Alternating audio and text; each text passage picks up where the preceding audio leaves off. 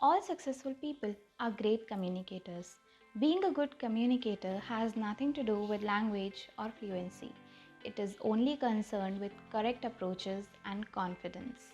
However, there are a few techniques which we can use to improve verbal communication in general. Hello everyone, my name is Harshita Mathur and in this video, we are going to talk about verbal communication.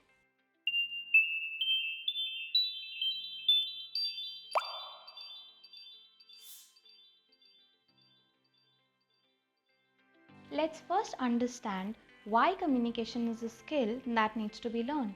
We all do it in our daily lives, everyday activities involve doing it. We talk with our co-workers, friends, family members.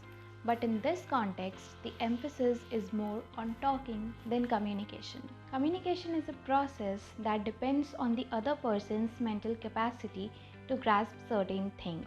Since we cannot expect everyone to share our point of view, we should also work to improve how we explain things to others where they successfully understand what we are trying to say and understand and agree with us. In a formal working environment, we tend to get confused as sometimes you just can't explain exactly what you want to, and the other person as well interprets it differently. This can create a lot of chaos and miscommunication.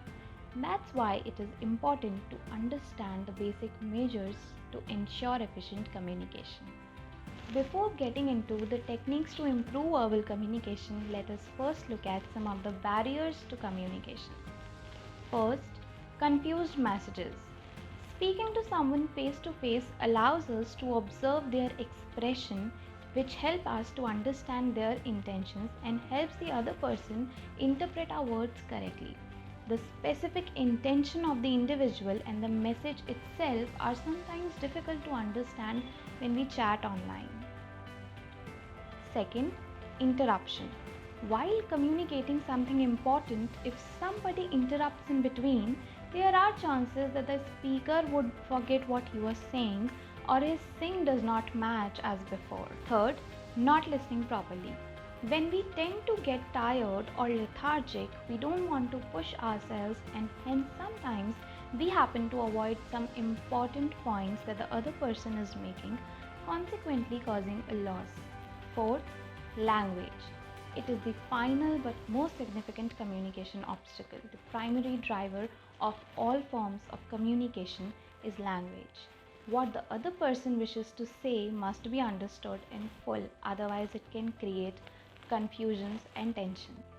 We have enough information about the issues now. Let's look at some strategies we can use to solve them. First, speak with confidence. Confidence sounds like a mystical word with layered meanings, right?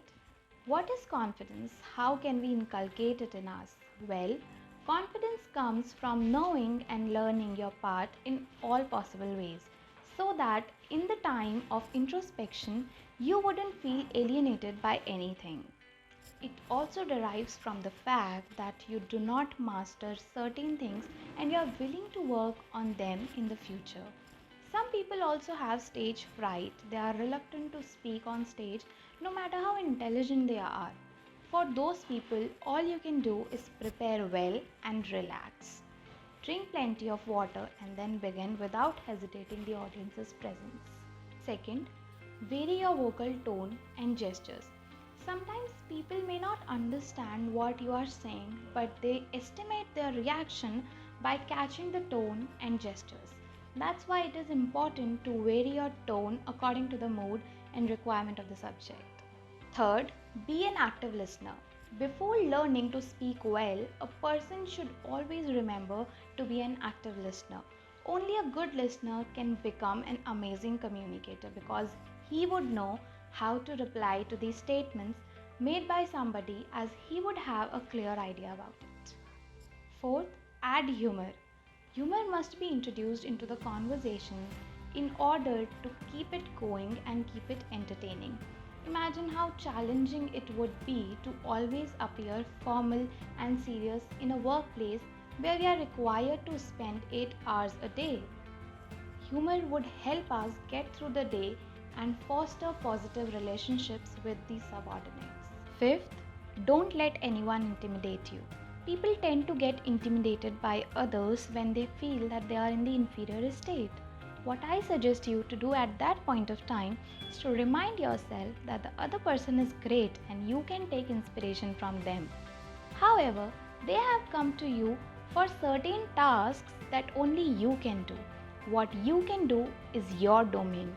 If they want you to do certain things, it is clearly because you are more efficient in that area. In this video, we looked at methods and requirements of verbal communication.